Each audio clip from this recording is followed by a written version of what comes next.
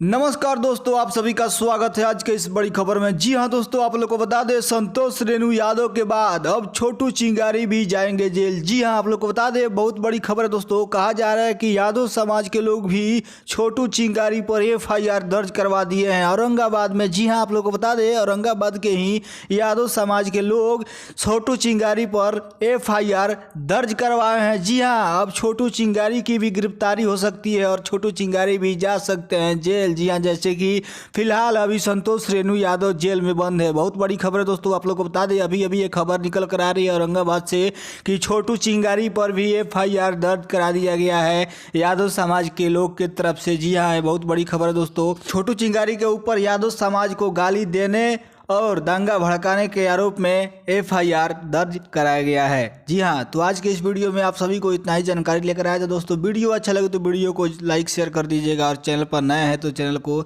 Subscribe भी कर लीजिएगा। धन्यवाद।